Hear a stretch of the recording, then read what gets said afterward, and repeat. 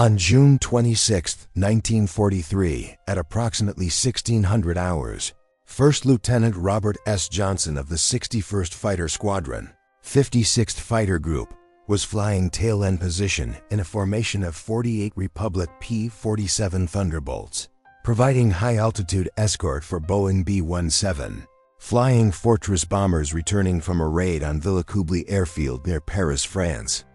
Johnson's aircraft was a P-47C model, serial number unknown, operating at 19,000 feet over occupied France near Forges-les-Eaux when his formation was intercepted by Focke-Wulf FW-190 fighters from 2 Gruppe Jag-Geschwader 26.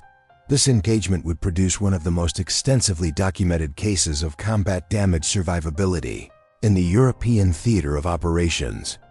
The incident occurred during a period when the United States Army Air Forces was attempting to establish daylight strategic bombing operations over Western Europe, a campaign that required long-range fighter escort to protect heavy bomber formations from Luftwaffe interceptors.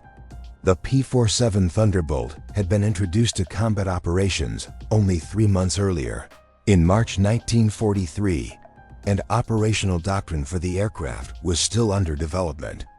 The Republic P-47 Thunderbolt represented the United States' commitment to a specific fighter aircraft design philosophy. Development began in 1940 under the direction of Alexander Kartveli at Republic Aviation Corporation's facility in Farmingdale, New York. The design specification called for an aircraft capable of high-altitude interception, heavy armament, and pilot survivability. The resulting aircraft was the largest and heaviest single-engine fighter produced by any nation during World War II. Specifications for the P-47C model, which entered service in late 1942, included an empty weight of 9,900 pounds and a maximum takeoff weight of 14,925 pounds when fully loaded, with fuel and ammunition. Power came from a Pratt & Whitney R280-021 double WASP 18-cylinder air-cooled radial engine producing 2,000 horsepower at takeoff and 2,300 horsepower with water injection. Armament consisted of 8 Browning M2 .50 caliber machine guns, 4 mounted in each wing, with 267 rounds per inboard gun and 425 rounds per outboard gun, providing approximately 30 seconds of sustained fire. The aircraft's maximum speed was 433 miles per hour at 30,000 feet. Service ceiling reached 42,000 feet. Combat radius with internal fuel was approximately 475 miles. These performance figures made the P-47 one of the fastest fighters at high altitude and gave it exceptional diving performance. But the aircraft had significant limitations in other areas of performance that would become apparent in combat operations. When the 56th Fighter Group arrived in England in January 1943, the tactical doctrine for P-47 operations was based on theoretical understanding of fighter combat rather than operational experience. The prevailing doctrine, developed by the United States Army Air Forces Fighter Command, emphasized boom and zoom tactics. Fighter pilots were instructed to maintain altitude advantage, dive on enemy aircraft to build speed, make one firing pass, and then use their speed to climb back to altitude rather than engaging in sustained turning combat. This doctrine was sound in theory. The P-47's advantages included superior high-altitude performance, excellent diving speed, heavy armament, and structural strength.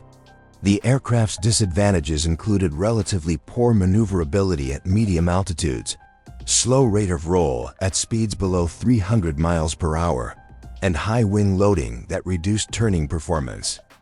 German fighters, particularly the Messerschmitt Bf 109G and Focke-Wulf FW-190A, had lower wing loading and could execute tighter turns at altitudes between 10,000 and 25,000 feet where most combat occurred.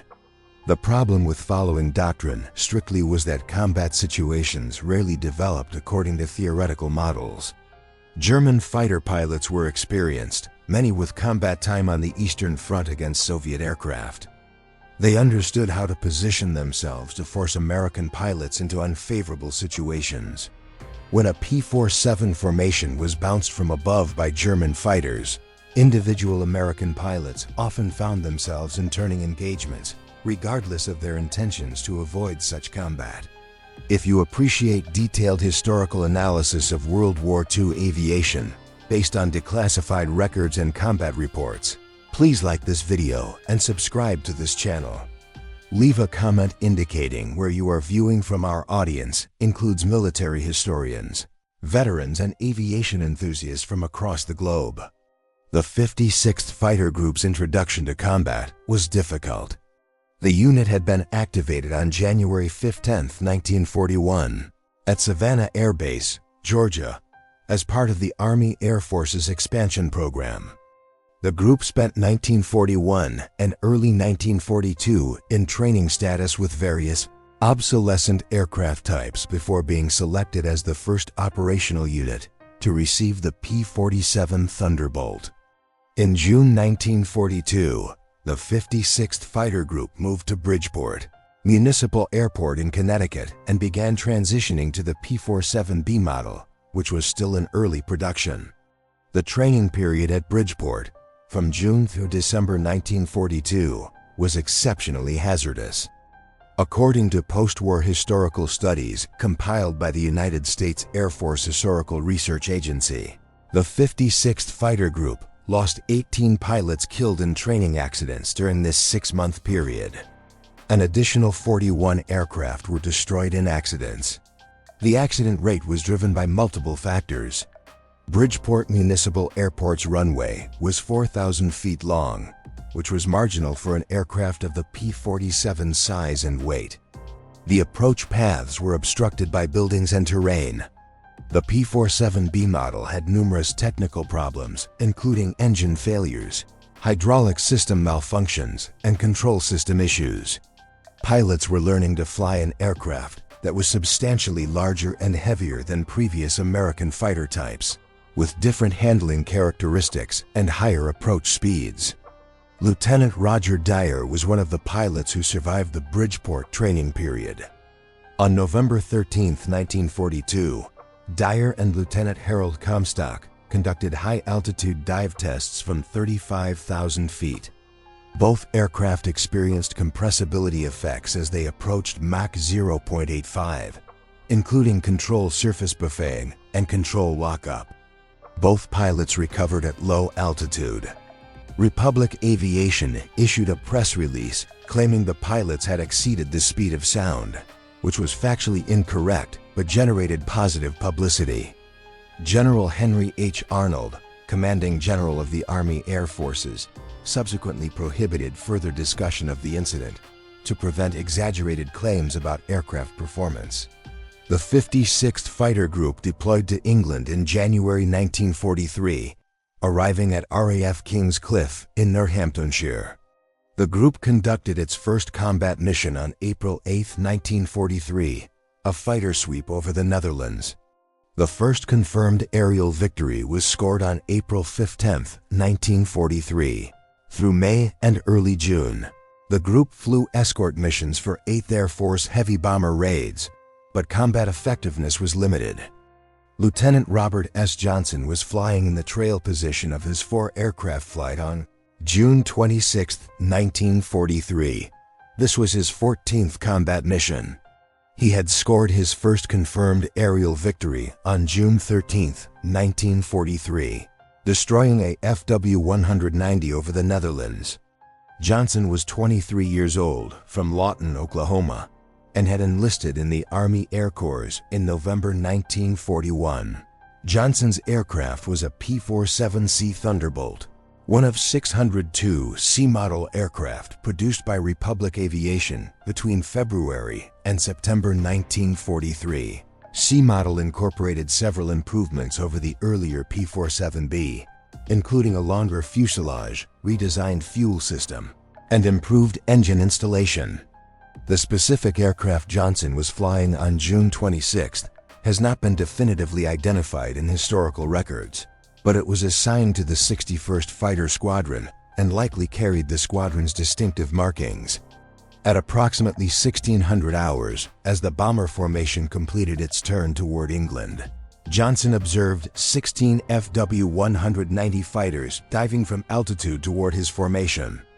He attempted to radio a warning to his flight leader. Before he could complete the transmission, a FW-190 opened fire at close range. The FW-190's armament fired for approximately 2 seconds. The 20mm cannon shells, which had a muzzle velocity of 2,600 feet per second, struck Johnson's aircraft in multiple locations. The canopy was shattered by cannon fire or by fragments from exploding shells. The hydraulic system, which powered the landing gear, flaps, and canopy operation, was destroyed. Hydraulic fluid under pressure sprayed into the cockpit. A 7.92mm machine gun bullet struck Johnson's oxygen mask, destroying it and causing a minor facial wound. Another 7.92mm round entered Johnson's right leg, penetrating the skin, but not entering muscle tissue. Medical examination after the mission determined that the bullet had split in half upon impact, with both fragments remaining lodged in subcutaneous tissue. A fire started in the cockpit, likely caused by ignition of hydraulic fluid or fuel vapors. The aircraft entered an inverted spin, indicating loss of control. Johnson attempted to bail out by opening the canopy. The P-47's canopy normally slid rearward on rails using hydraulic pressure. With the hydraulic system destroyed, the canopy could not be moved. Johnson was unable to exit the aircraft. The spin continued from 19,000 feet downward. Oxygen deprivation at altitude, combined with smoke from the fire, temporarily incapacitated Johnson. At some point during the descent, the fire extinguished itself, likely due to oxygen deprivation in the high-speed descent. Johnson regained consciousness at approximately 8,000 feet and was able to recover the aircraft from the spin by applying full rudder and elevator input. The P-47 leveled off at 8,000 feet, still flying despite extensive damage. Johnson had limited visibility due to hydraulic fluid covering the windscreen and damage to the canopy. He had no oxygen supply, which limited his ability to climb above 10,000 feet. The hydraulic system was inoperative, meaning landing gear, flaps, and wheel brakes would not function. The extent of airframe damage was unknown. Johnson turned the aircraft toward England and advanced the throttle to maximum power. The Pratt & Whitney R2800 engine continued to produce power normally despite the damage to the aircraft. This indicated that the engine itself and its accessories had not been damaged by the German fire. At this point, a FW-190 pulled alongside Johnson's aircraft and flew formation on his left wing. The German pilot examined the damaged American fighter, then positioned his aircraft behind Johnson and opened fire again. The machine gun fire continued for approximately 5 seconds. Bullets struck the wings, fuselage, and tail surfaces. Johnson was protected by the armor plate mounted behind the pilot's seat, which was standard equipment on the P-47C. The armor plate was 3/8-inch hardened steel, designed to protect the pilot from small arms fire from the rear. The German pilot made repeated firing passes. After each pass, the FW-190 pulled alongside Johnson's aircraft, and the German pilot examined the damage before making another attack. This pattern continued for several minutes as Johnson flew toward the English Channel. The FW-190 made an estimated 5 separate attack runs, expending all remaining ammunition. After the final attack, the German pilot flew formation on Johnson's wing, rocked his wings in a traditional gesture of respect between pilots, and departed toward France. The identity of this German pilot has never been definitively established. For many years, Johnson believed the pilot was Oberstleutnant Egon Meyer, but post-war research by aviation historians has determined that Meyer was not flying on June 26, 1943 in 2. Group of JG-26, which conducted the attack, was not Meyer's unit. Johnson continued across the English Channel and located RAF Manston, an emergency landing field on the coast of Kent. Manston had extended runways and was specifically designated for emergency landings by damaged aircraft. Johnson executed a belly landing on the grass beside the runway, with landing gear retracted and flaps inoperative. The aircraft slid approximately 200 yards before stopping. Ground crew extracted Johnson from the cockpit and provided medical attention. Examination of the aircraft revealed extensive damage. The exact number of strikes has been reported differently in various sources, with some accounts claiming more than 200 hits. Photographs of the aircraft showed damage to all surfaces, including multiple 20mm cannon strikes and numerous machine gun hits. The aircraft was declared a total loss and was not repaired. Johnson received medical treatment for his wounds, which were minor, and returned to flying status within days. The mission report filed by the 56th Fighter Group documented the incident, and photographs of the damaged aircraft were distributed to other fighter units as evidence of the P-47's structural integrity. Lieutenant Robert S. Johnson was flying in the trail position of his 4-aircraft flight on June 26, 1943. This was his 14th combat mission. He had scored his first confirmed aerial victory on June 13, 1943, destroying a FW-190 over the Netherlands. Johnson was 23 years old, from Lawton, Oklahoma, and had enlisted in the Army Air Corps in November 1941. Johnson's aircraft was a P-47 Thunderbolt, one of 602 C-model aircraft produced by Republic Aviation between February and September 1943. C-model incorporated several improvements over the earlier P-47B, including a longer fuselage, redesigned fuel system, and improved engine installation. The specific aircraft Johnson was flying on June 26 has not been definitively identified in historical records, but it was assigned to the 61st Fighter Squadron and likely carried the squadron's distinctive markings. At approximately 1600 hours, as the bomber formation completed its turn toward England, Johnson observed 16 FW-190 fighters diving from altitude toward his formation. He attempted to radio a warning to his flight leader. Before he could complete the transmission, a FW-190 opened fire at close range. The FW-190's armament fired for approximately 2 seconds. The 20mm cannon shells, which had a muzzle velocity of 2,600 feet per second, struck Johnson's aircraft in multiple locations. The canopy was shattered by cannon fire or by fragments from exploding shells. The hydraulic system, which powered the landing gear, flaps, and canopy operation, was destroyed. Hydraulic fluid under pressure sprayed into the cockpit. A 7.92mm machine gun bullet struck Johnson's oxygen mask, destroying it and causing a minor facial wound. Another 7.92mm round entered Johnson's right leg, penetrating the skin, but not entering muscle tissue. Medical examination after the mission determined that the bullet had split in half upon impact, with both fragments remaining lodged in subcutaneous tissue. A fire started in the cockpit, likely caused by ignition of hydraulic fluid or fuel vapors. The aircraft entered an inverted spin, indicating loss of control. Johnson attempted to bail out by opening the canopy. The P-47's canopy normally slid rearward on rails using hydraulic pressure. With the hydraulic system destroyed, the canopy could not be moved. Johnson was unable to exit the aircraft. The spin continued from 19,000 feet downward. Oxygen deprivation at altitude, combined with smoke from the fire, temporarily incapacitated Johnson. At some point during the descent, the fire extinguished itself, likely due to oxygen deprivation in the high-speed descent. Johnson regained consciousness at approximately 8,000 feet and was able to recover the aircraft from the spin by applying full rudder and elevator input. The P-47 leveled off at 8,000 feet, still flying despite extensive damage. Johnson had limited visibility due to hydraulic fluid covering the windscreen and damage to the canopy.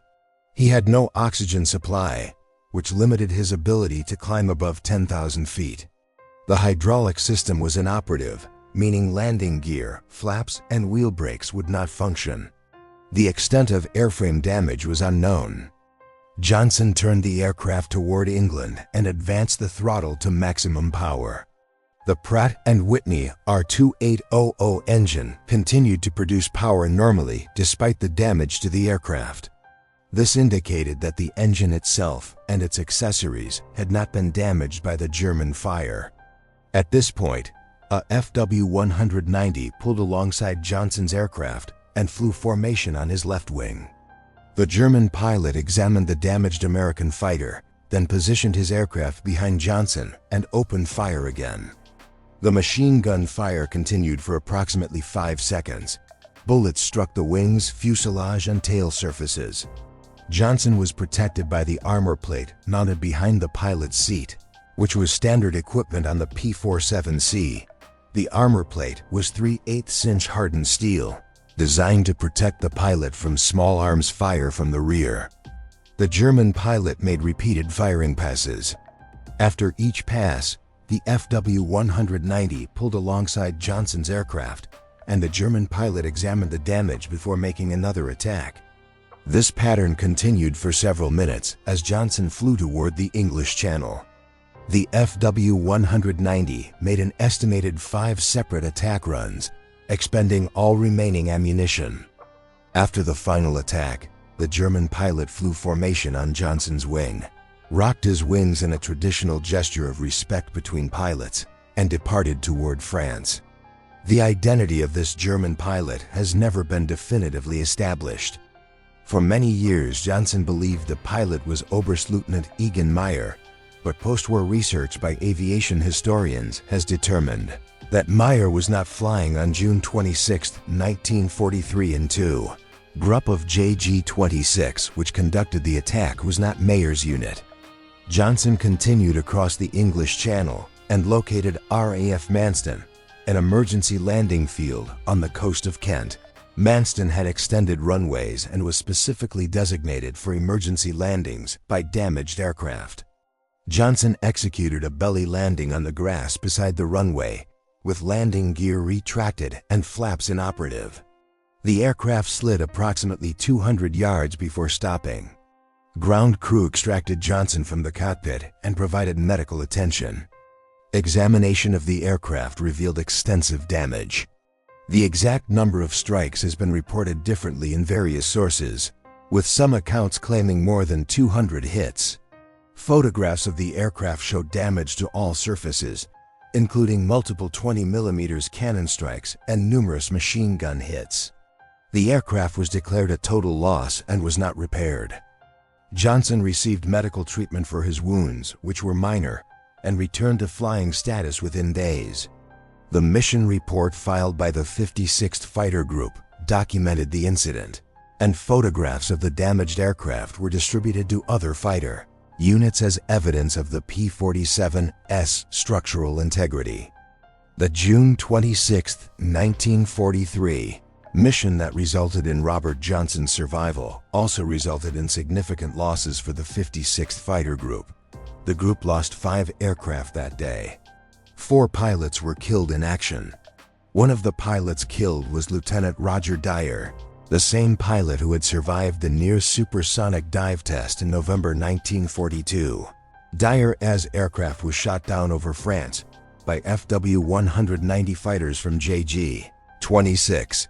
The specific circumstances of his loss are not documented in detail in available records. He did not bail out and was killed in the crash. German records from JG-26 claim multiple P-47s destroyed on June 26, but specific pilot-to-pilot correlation is not possible with available documentation.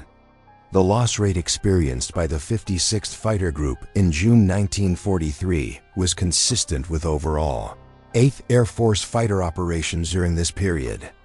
Between April and July 1943, the 4 P-47 fighter groups operating in England The 4th, 56th, 78th, and 353rd Fighter Groups lost approximately 45 pilots killed or missing in action.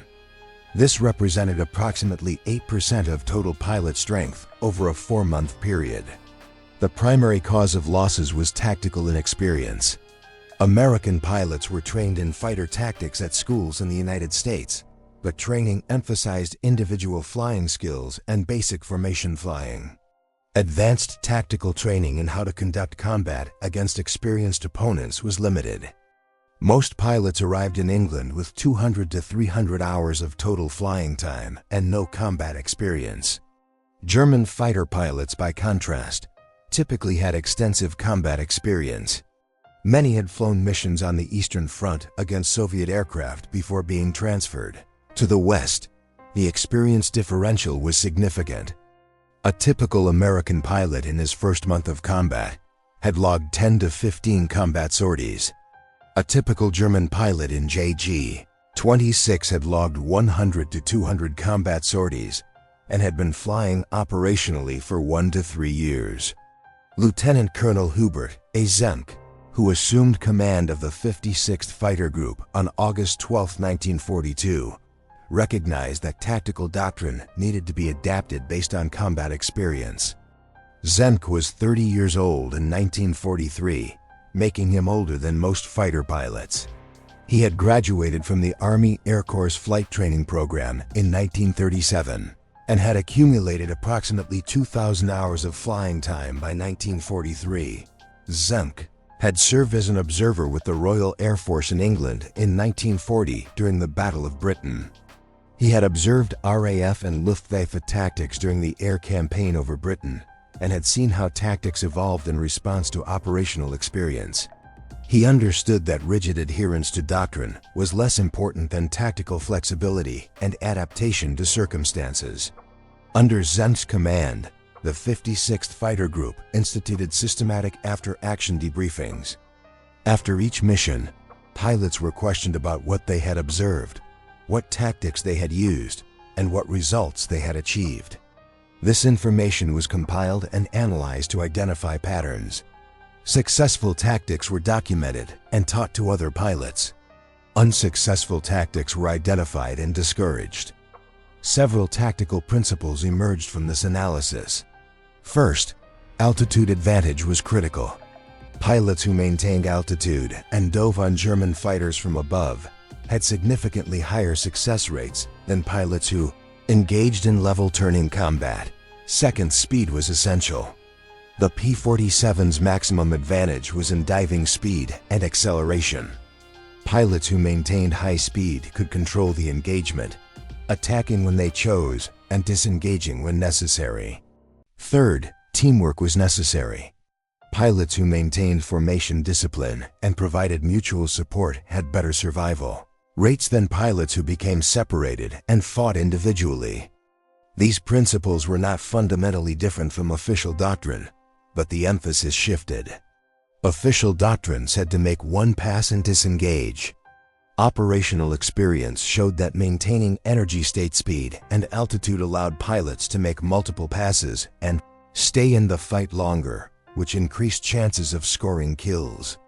The key was not to get slow and low, where German fighters had the advantage. By August 1943, the 56th Fighter Group's tactics had evolved significantly from April. Pilots were more aggressive, more confident, and more effective. The group's kill-to-loss ratio improved. On August 17, 1943, during a mission to Regensburg, Germany, the 56th Fighter Group claimed 17 enemy aircraft destroyed for the loss of 2 P-47s. This was the best single mission performance the group had achieved to that point. The Republic P-47 Thunderbolt's combat effectiveness was determined by its technical characteristics and how those characteristics matched operational requirements. Analysis of the aircraft's strengths and weaknesses requires examination of specific performance parameters compared to German fighter types. Maximum speed varied with altitude. At sea level, the P-47C had a maximum speed of approximately 355 miles per hour. The FW-1905 had a maximum speed of approximately 360 miles per hour at sea level. The Messerschmitt Bf 109G6, which entered service in early 1943, had a maximum speed of approximately 330 miles per hour at sea level. At low altitude, all three aircraft were closely matched in speed. At 20,000 feet, the P-47C had a maximum speed of approximately 410 miles per hour. The FW-1905 had a maximum speed of approximately 408 miles per hour. The Bf-109G6 had a maximum speed of approximately 385 miles per hour. At this altitude, the P-47 had a slight speed advantage over both German types. At 30,000 feet, the P-47C had a maximum speed of approximately 433 miles per hour. The FW-190A-5's performance degraded significantly above 20,000 feet due to the BMW 801 engine's lack of effective supercharging, with maximum speed dropping to approximately 360 miles per hour. The Bf-109G6, which had a supercharged engine, maintained better high-altitude performance with a maximum speed of approximately 385 miles per hour at 30,000 feet. At high altitude, the P-47 had a substantial speed advantage over German fighters. Rate of climb showed similar altitude-dependent variations. At sea level, the P-47C could climb at approximately 2,700 feet per minute. The FW-190A-5 could climb at approximately 2,350 feet per minute. The Bf-109G6 could climb at approximately 3,100 feet per minute. At low altitude, the Bf-109G had the best climb rate. At 20,000 feet, the P-47C could climb at approximately 1,600 feet per minute. The FW-190A-5 could climb at approximately 1,200 feet per minute. The Bf-109G6 could climb at approximately 1,800 feet per minute. At medium altitude, the Bf-109G retained a climb advantage. At 30,000 feet, the P-47C could climb at approximately 1,000 feet per minute. Both German types had significantly reduced climb performance above 25,000 feet. The FW-190A-5 could climb at approximately 400 feet per minute at 30,000 feet. The Bf-109G6 could climb at approximately 600 feet per minute. At high altitude, the P-47 had superior climb performance. Turning performance is more difficult to quantify precisely because it depends on speed, altitude, and P-loading. Available test data indicates that at 15,000 feet and 250 miles per hour, the P-47C required approximately 26 seconds to complete a 360-degree level turn. The FW-190A-5 required approximately 22 seconds. The Bf-109G6 required approximately 20 seconds. Both German types could outturn the P-47 in sustained level turns at medium altitude. However, the P-47's higher wing loading and structural strength allowed it to execute higher G maneuvers without structural failure. The P-47C was cleared for 8G positive loading and 4G negative loading. German fighters had lower load limits. This meant that in high-speed turning engagements, where airspeed was above 350 miles per hour, the P-47 could pull tighter instantaneous turns than German fighters because it could sustain higher G-forces without structural failure. Diving performance was a critical P-47 advantage. The aircraft was cleared for dives up to indicated airspeeds of 550 miles per hour, which corresponded to true airspeeds above 700 miles per hour at altitude. German fighters experienced severe compressibility effects above 450 miles per hour indicated airspeed, including control surface flutter, elevator heaviness, and in extreme cases, structural failure. American pilots learned that, if pursued by German fighters, entering a steep dive would allow escape because German pilots could not follow without risking loss of control or structural failure. Firepower was another significant advantage.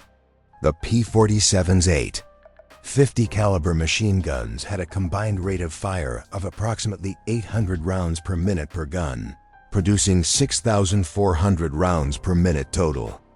Each 50 caliber round weighed 1.7 ounces. In a 1-second burst, the P-47 delivered approximately 11.3 pounds of projectiles toward the target. The FW-198-5's typical armament of two 7.92 mm machine guns and 420 mm cannon had a combined rate of fire of approximately 1,200 rounds per minute for the machine guns and 650 rounds per minute per cannon. This produced 2,400 machine gun rounds per minute and 2,600 cannon rounds per minute.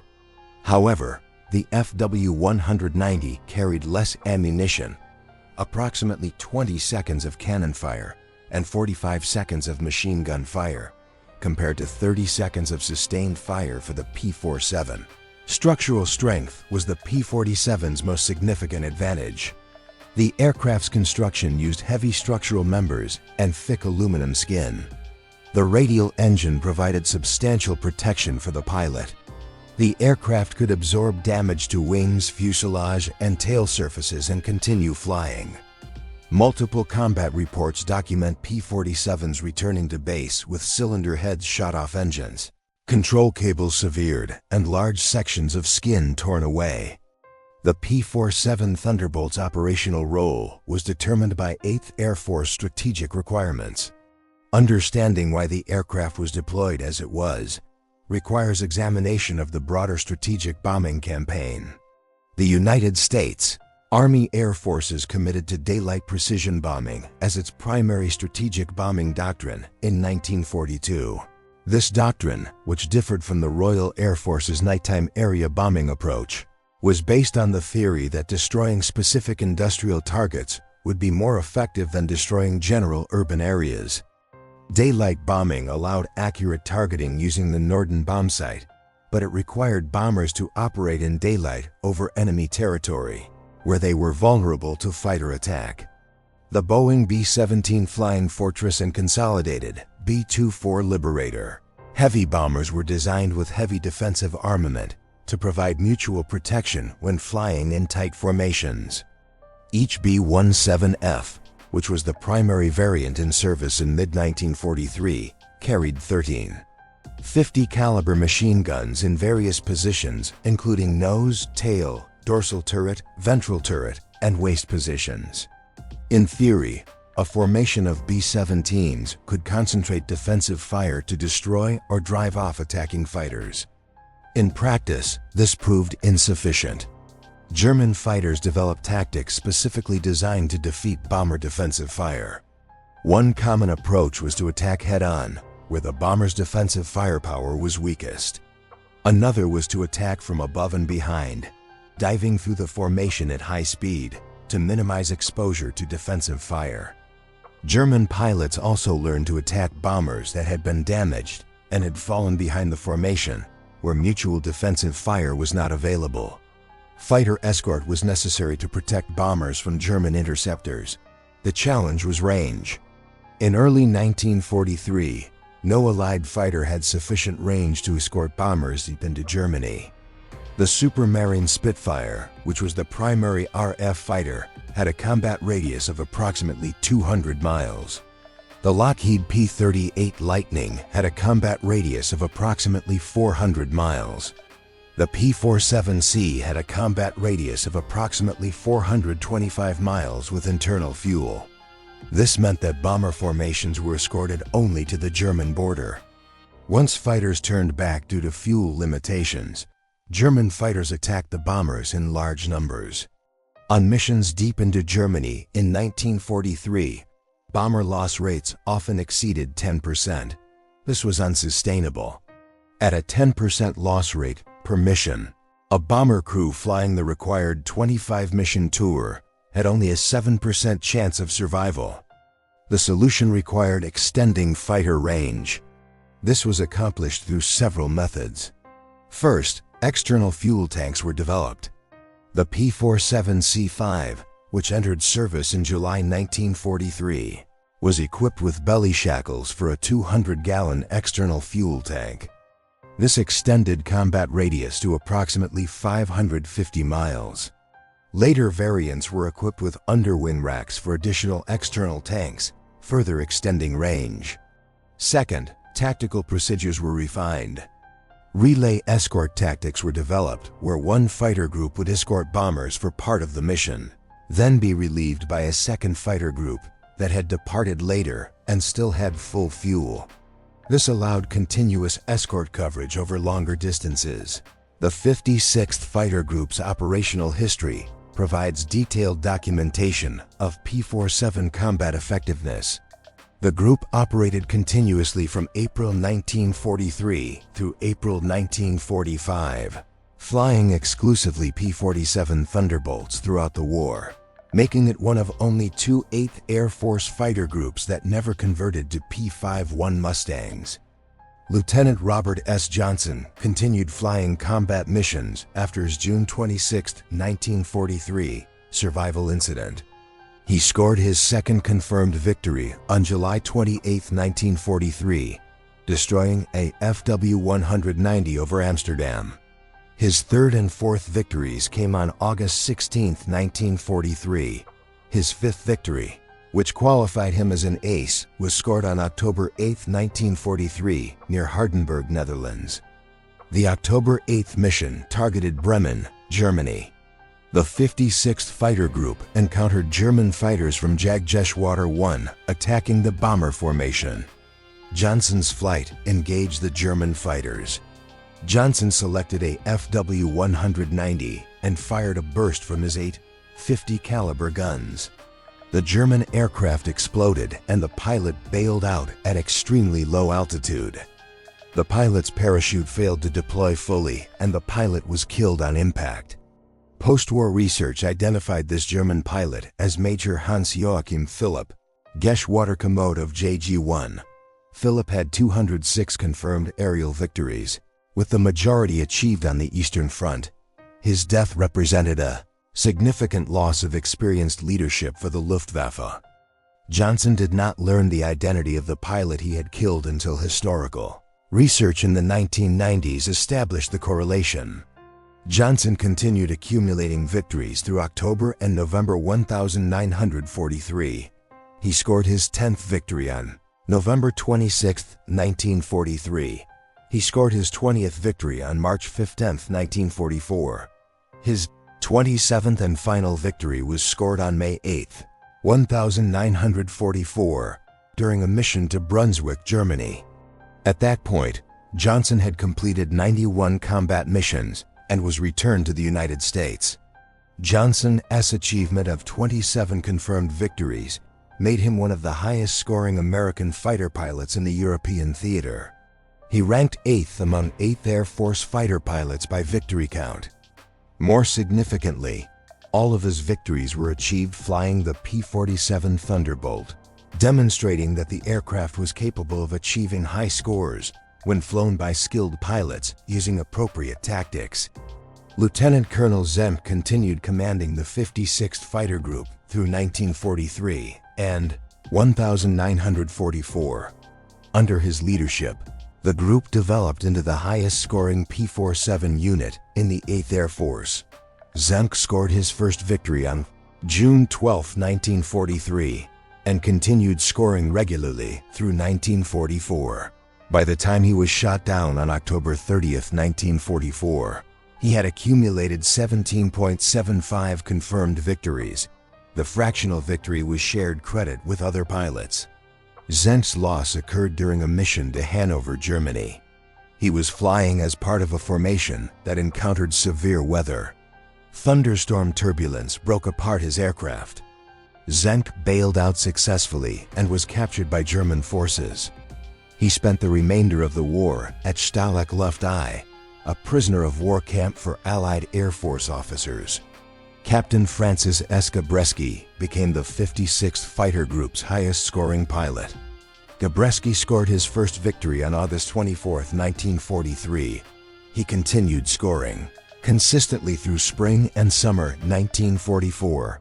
On July 5, 1944, while strafing an airfield in Germany, his propeller struck the ground and damaged his aircraft. He crash-landed and was captured. At the time of his capture, Gabreski had 28 confirmed victories, making him the top-scoring American fighter pilot in Europe at that point in the war. Major David C. Schilling scored 22.5 victories flying with the 56th Fighter Group. Captain Walker M. Mahirin scored 21 victories before being shot down over France in March 1944 and evading capture. Other notable 56th Fighter Group pilots included Captain Gerald W. Johnson, 18 victories, Captain Robert S. Johnson, 27 victories already discussed, and multiple pilots who achieved 10 to 15 victories.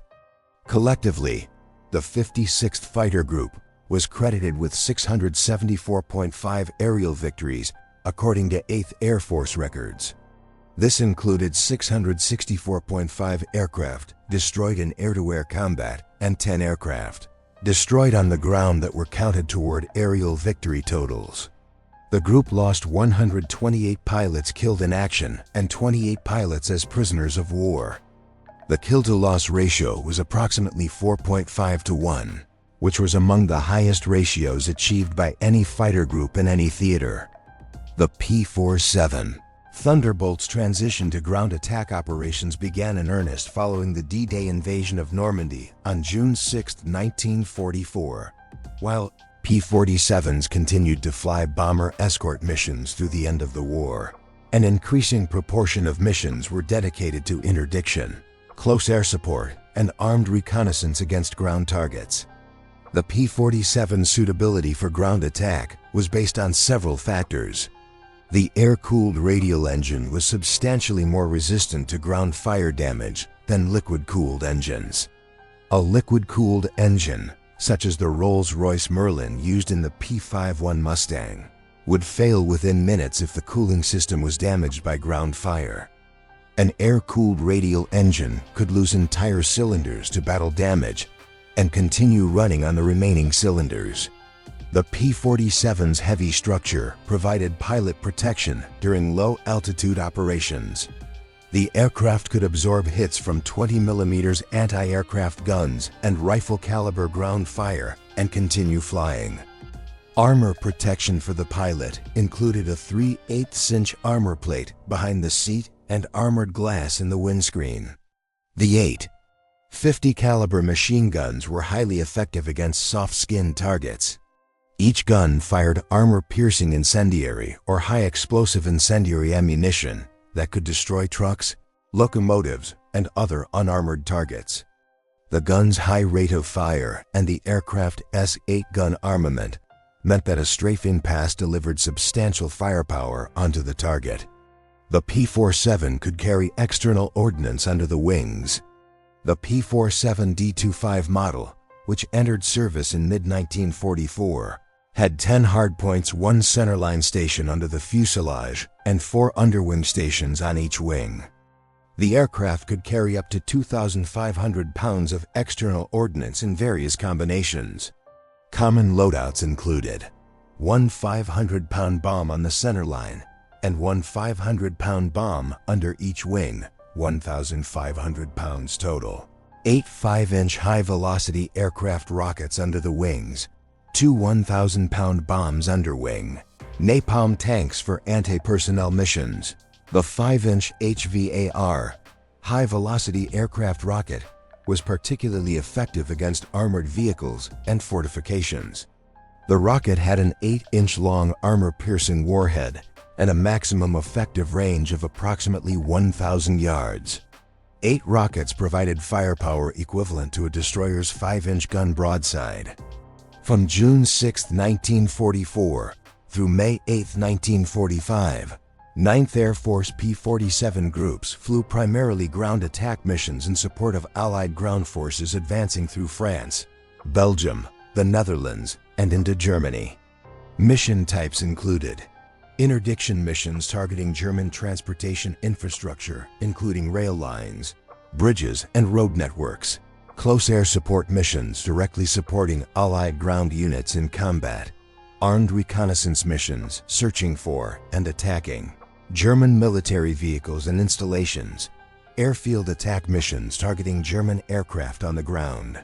Statistical compilation by the United States Strategic Bombing Survey, published in 1946, documented ground attack results achieved by all 9th Air Force fighter bomber units, including P-47 groups. The survey credited fighter bombers with destroying or severely damaging 9,000 locomotives to 86,000 railway cars, minus 68,000 trucks to 6,000 armored vehicles. These figures were based on gun camera footage analysis and reconnaissance photography. Actual destruction was likely higher because many targets were attacked in areas where post-strike reconnaissance was not possible. The impact on German logistics was substantial. The Wehrmacht depended on rail transport for strategic movement of supplies and reinforcements. Fighter-bomber attacks on rail networks forced the Germans to conduct rail operations primarily at night, which reduced capacity substantially. Daylight movement of trains became suicidal by late summer 1944. Road transport was similarly interdicted. German truck convoys could not move during daylight hours in areas where Allied air superiority existed. This forced supply movement to occur at night over damaged road networks, which drastically reduced the amount of supplies reaching frontline units. German soldiers' accounts from 1944 to 1945 consistently mention fear of Allied fighter bombers, particularly the P-47, which they called Jabo, short for Jagged Bomber, fighter bomber. The distinctive sound of the P-47's R-2800 engine was recognizable, and German troops learned to take cover immediately when they heard approaching aircraft. The cost of ground attack operations was substantial. Low-altitude attack missions exposed aircraft to ground fire from various German anti-aircraft weapons, including 20mm Flak 38, 37mm Flak 43, and 88mm flak guns. Many P-47 pilots were shot down by anti-aircraft fire during strafing runs on ground targets. However, the P-47 structural strength provided better survivability than lighter aircraft types. Pilots reported bringing aircraft home with substantial damage from ground fire, including damaged engines, control surface damage, and fuselage damage. The aircraft's ability to absorb punishment and continue flying was critical to pilot survival in the ground attack role. The P-47 Thunderbolt evolved through multiple production variants between 1942 and 1945. Understanding the aircraft's combat effectiveness requires examination of how the design changed to address operational requirements identified through combat experience. The initial production variant was the P-47B, manufactured from March through December 1942. Total production was 171 aircraft. The P-47B had an internal fuel capacity of 305 gallons, armament of 8 .50 caliber guns with 300 rounds per gun, and a Pratt & Whitney R-280021 engine. Maximum takeoff weight was 13,360 pounds. The P-47B had no provision for external fuel tanks or bombs. The P-47C variant, manufactured from September 1942 through September 1943, incorporated several improvements. Total production was 602 aircraft. Changes included a longer fuselage for improved stability, a redesigned fuel system, and provision for a centerline external fuel tank. Internal fuel capacity remained 305 gallons, but the addition of a 200-gallon external tank extended combat radius substantially. The P-47D variant, which became the most numerous production model, was manufactured from December 1942 through September 1945. Total production exceeded 12,600 aircraft, making it one of the most produced fighter aircraft of World War II. The P-47D incorporated continuous improvements through multiple production blocks. Early P-47D models D1 through D20 blocks had similar configuration to the P-47C but with improved engines and systems. The P-47D-15 introduced the R-280063 engine with water injection, which increased power to 2,300 horsepower for short periods. This improved climb rate and high-altitude performance. The P-47D-25 block introduced a new bubble canopy that replaced the earlier Razorback configuration. The bubble canopy provided substantially improved rear visibility, which was critical for detecting enemy aircraft approaching from behind. The bubble canopy became standard on all subsequent production aircraft. Late production P-47D models incorporated improved water injection systems, strengthened wing structures to allow higher external loads, and improved armament installations. Maximum external load capacity increased to 2,500 pounds. Some late production aircraft were equipped with dive brakes to allow steeper attack angles during ground attack missions. The P-47M variant was developed specifically for high-altitude interception of German V-1 flying bombs. The P-47M used the R-280057 engine with improved turbocharger, producing 2,800 horsepower with water injection. Maximum speed reached 470 miles per hour at 32,000 feet. Only 130 P-47M aircraft were produced, entering service in January 1945 with the 56th Fighter Group. The P-47N variant was developed for the Pacific Theater, with extended range as the primary requirement. The P-47N had increased internal fuel capacity, 557 gallons versus 370 gallons in the P-47D. Extended wingspan, 42 feet 7 inches versus 40 feet 9 inches, and strengthened structure to handle the increased weight. Maximum takeoff weight reached 20,700 pounds. The P-47N entered service in mid-1945, and 1,816 were produced before production ended in September. 1,945. Total P-47 production by all manufacturers was 15,683 aircraft. Republic Aviation's factories at Farmingdale, New York, and Evansville, Indiana, produced the majority. Curtiss-Wright Corporation also produced P-47Gs at their Buffalo, New York, facility under license from Republic. The aircraft's reliability was documented through maintenance records. The R-2800 engine required approximately 15 man-hours of maintenance per flight hour, which was lower than many other high-performance engines. The airframe was straightforward to maintain, with good access to major components.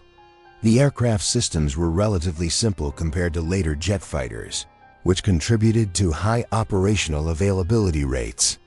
Following World War II, substantial numbers of P-47 Thunderbolts were declared surplus by the United States military. The aircraft were offered for sale to foreign governments under various military assistance programs. Multiple nations purchased P-47s for their air forces, and the aircraft remained in operational service until the late 1950s in some locations. The Fuerza Aérea Peruana, Peruvian Air Force, acquired P-47D aircraft in 1947. The aircraft served primarily in the ground attack role, operating from bases in coastal and mountain regions. Peru operated P-47s until approximately 1958, when they were replaced by jet fighters. The Força Aérea Brasileira, Brazilian Air Force, operated P-47s from 1945 through the mid-1950s. Brazil had flown P-47s during World War II as part of the first Grupo de Aviação de Caca, which operated in Italy in 1944-1945. After the war, Brazil purchased additional aircraft for post-war service. The Fuerza Aérea de Chile, Chilean Air Force, acquired P-47s in 1946. The aircraft served until the early 1950s, when Chile transitioned to jet fighters, including the de Havilland Vampire and later the Hawker Hunter. Other Latin American nations operating P-47s included Bolivia, Colombia, Ecuador, and Venezuela. In most cases, the aircraft served for 5 to 10 years before being replaced by jet fighters or more modern piston-engine aircraft. In Europe, the Portuguese Air Force operated P-47s from 1946 through the early 1950s. The aircraft were used primarily for training and air defense roles. Yugoslavia acquired P-47s through military assistance programs and operated them until approximately 1952. The Republic of China Air Force operated P-47s during the Chinese Civil War from 1946 through 1949. The aircraft were used for ground attack against communist forces. Following the retreat to Taiwan in 1949, the remaining P-47s continued in service until being replaced by F-84 Thunderjets in the early 1950s. The Imperial Iranian Air Force operated P-47s from approximately 1947 through 1955. The aircraft served in the fighter and ground attack roles until being replaced by F-84 Thunderjets. Turkey operated P-47s as part of NATO standardization programs in the late 1940s and early 1950s. Aircraft were eventually replaced by F-84s and F-86 Sabres as Turkey transitioned to jet fighters. The operational longevity of the P-47 in foreign service demonstrates the aircraft's reliability and ease of maintenance. Nations with limited technical infrastructure and small maintenance organizations were able to operate the aircraft effectively. The air-cooled radial engine was particularly advantageous because it did not require the sophisticated cooling system maintenance necessary for liquid-cooled engines. Republic Aviation Corporation's experience developing and producing the P-47 Thunderbolt directly influenced the company's post-war fighter designs. The design philosophy established with the P-47 emphasizing structural strength, heavy armament, and pilot survivability over maneuverability continued in subsequent aircraft. The Republic F-84 Thunderjet was the company's first jet fighter, first flown in February 1946. The F-84 was a straight-wing jet fighter powered by an Allison J-35 turbojet engine. Like the P-47, the F-84 was designed as a fighter bomber with substantial ground attack capability. The aircraft could carry up to 6,000 pounds of external ordnance, including bombs and rockets. The F-84 shared several characteristics with the P-47. It was relatively large and heavy for a single-engine fighter.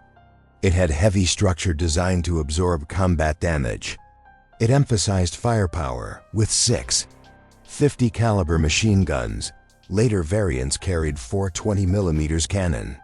Maximum speed was 587 miles per hour at sea level, which was competitive with other first-generation jet fighters.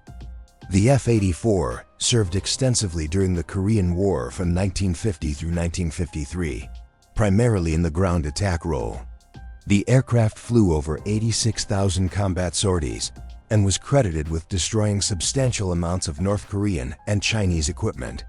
Like the P-47, the F-84 proved to be an effective fighter bomber, despite not being the most agile air-to-air fighter. Republic's next design was the F-84F Thunderstreak, a swept-wing development of the F-84 that first flew in 1950. The F-84F had improved performance compared to the straight-wing F-84 with maximum speed of 695 miles per hour. The aircraft served primarily with NATO air forces in Europe during the 1950s and early 1960s. The Republic F-105 Thunderchief, first flown in 1955, represented the culmination of Republic's design philosophy. The F-105 was a large single-engine fighter bomber designed specifically for nuclear strike missions but capable of conventional ground attack. The aircraft weighed 50,000 pounds fully loaded, making it the heaviest single-engine fighter ever produced by any nation. Like the P-47, the F-105 was designed to survive in hostile environments. It had heavy structure, substantial armor protection for critical systems, and multiple redundant systems. It could carry up to 14,000 pounds of bombs externally, more than many World War II medium bombers.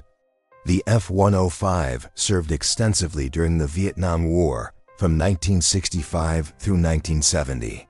The aircraft flew more combat sorties over North Vietnam than any other American aircraft type. F-105s conducted strike missions against heavily defended targets, including bridges, rail yards, and supply depots in North Vietnam, where they faced intense anti-aircraft fire and surface-to-air missiles. F-105 loss rates were substantial. 382 aircraft lost to all causes during Vietnam War operations.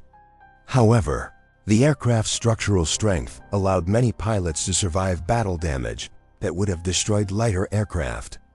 Many F-105 pilots credited the aircraft's ruggedness with saving their lives, echoing the same appreciation P-47 pilots had expressed 20 years earlier.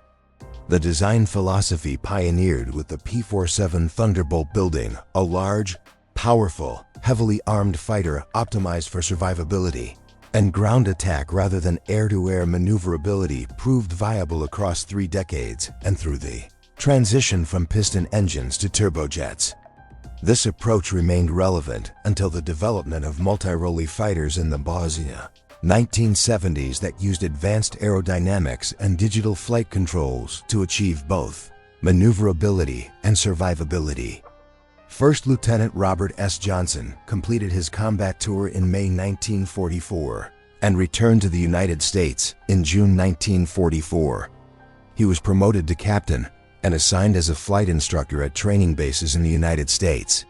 He was later promoted to major and then lieutenant colonel in the Army Air Forces Reserve. Johnson received multiple decorations for his combat service. He was awarded the Distinguished Service Cross, the nation's second highest military decoration for valor, for his combat leadership and multiple aerial victories. He received the Silver Star, the Distinguished Flying Cross with oak leaf clusters, the Air Medal with oak leaf clusters, and the Purple Heart for wounds received on June 26, 1943. After World War II ended, Johnson remained in aviation briefly, working as a flight instructor and civilian pilot from 1945 through 1947. He left aviation in 1948 and entered the insurance industry. He spent the remainder of his career working for insurance companies in Oklahoma. Johnson married Barbara Miller, his high school girlfriend from Lawton, Oklahoma. They had 4 children and remained married until Johnson's death in 1998. Johnson lived quietly and did not actively seek publicity for his wartime service. In the 1990s, aviation historian and author Martin Caidin interviewed Johnson extensively for a book about the P-47 Thunderbolt, titled Thunderbolt. The book, published in 1958, included detailed accounts of Johnson's combat experiences, particularly the June 26, 1943 incident. The book brought Johnson's story to wider public attention.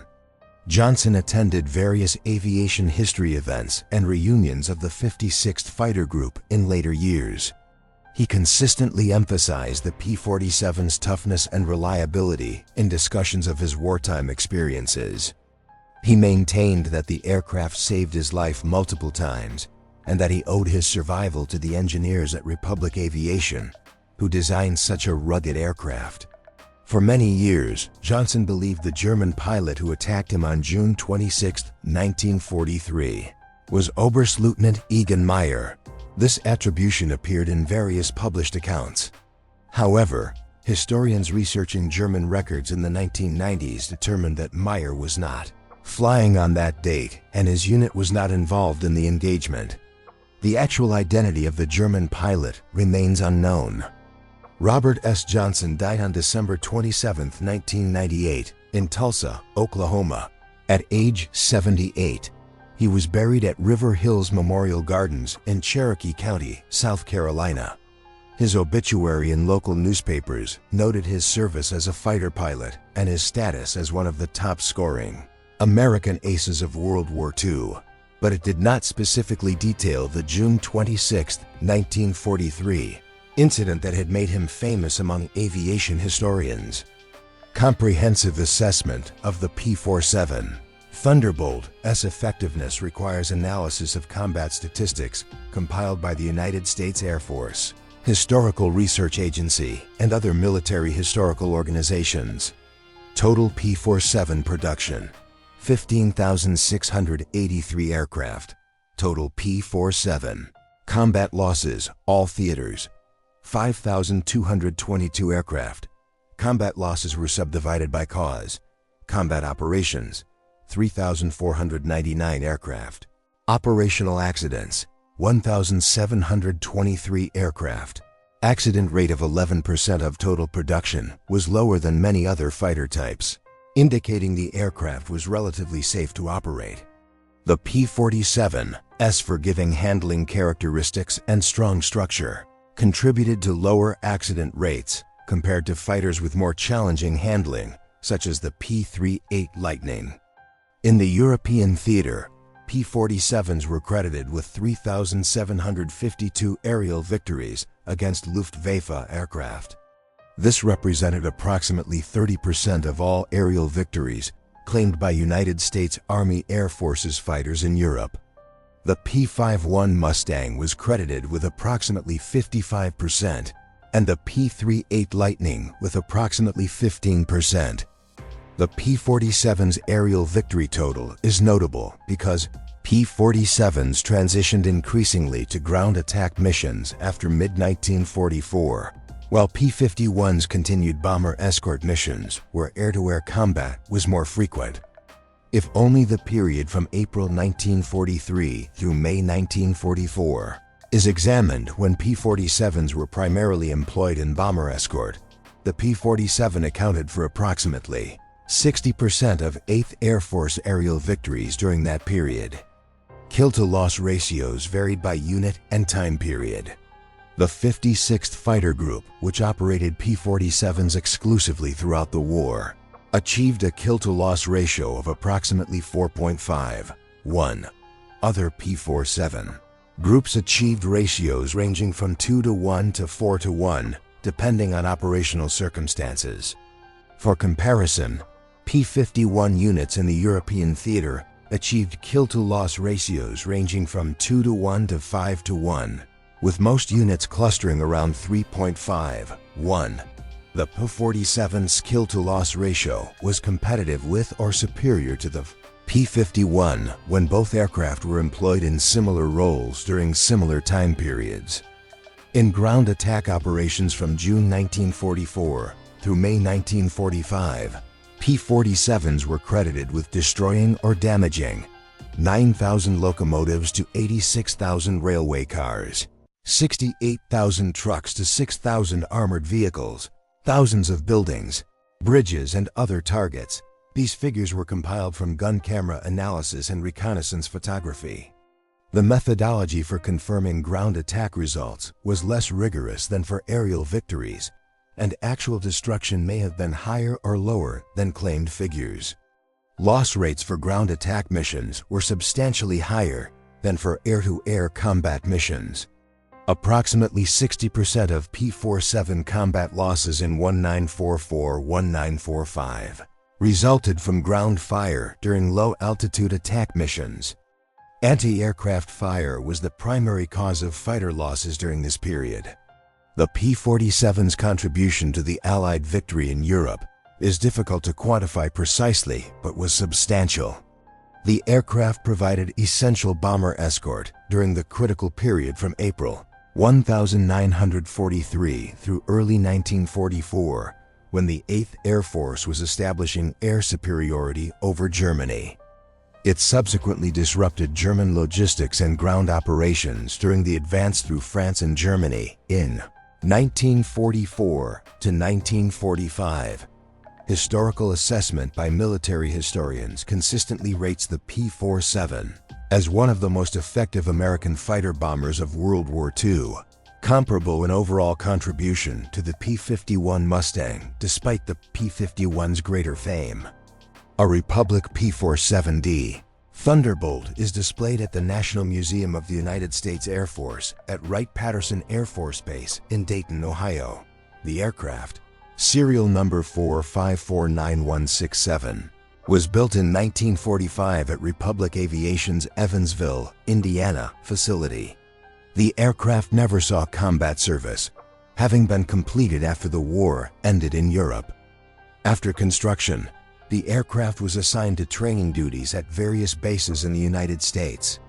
In 1965, the aircraft was transferred to the Air Force Museum, now the National Museum of the United States Air Force, for permanent display.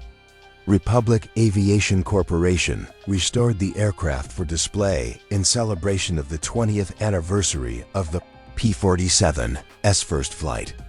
The aircraft is painted to represent a P-47 flown by Colonel Joseph Laughlin, commanding officer of the 362nd Fighter Group, 9th Air Force. The restoration includes accurate markings, colors, and details matching wartime configuration. Additional P-47 Thunderbolts are preserved at various aviation museums in the United States and internationally. The National Air and Space Museum in Washington, D.C. displays a P-47D in its World War II Aviation Gallery. The American Air Power Museum at Republic Airport, the former Republic Aviation Factory in Farmingdale, New York, displays multiple P-47s. Several P-47s remain in flying condition, operated by private collectors and warbird organizations. These aircraft participate in air shows and living history demonstrations. Flying examples allow modern audiences to hear the distinctive sound of the R2800 radial engine and observe the aircraft's size and presence. The preserved aircraft serve as physical reminders of the technology and human experience of World War II air combat. They provide context for understanding the challenges faced by pilots and ground crews who operated these aircraft under combat conditions. Historical documentation of the P-47 service includes extensive photographic collections, combat reports, pilot accounts, and technical documentation preserved at the National Archives, Air Force Historical Research Agency, and various military history organizations. This documentation provides detailed records of aircraft performance, combat operations, and pilot experiences. The P-47's historical legacy has been somewhat overshadowed by the P-51 Mustang in popular memory. The P-51's sleek appearance and association with bomber escort to Berlin has made it the more recognizable aircraft in public consciousness. However, among aviation historians and those familiar with detailed World War II history, the P-47 is recognized as having made contributions to Allied victory equal to or exceeding the P-51's contributions. The June 26, 1943 incident involving Robert Johnson remains one of the most frequently cited examples of combat damage survivability. Photographs of Johnson's damaged aircraft have been widely reproduced in aviation histories, magazines, and online. The incident serves as tangible evidence of the P-47's exceptional structural strength and design integrity.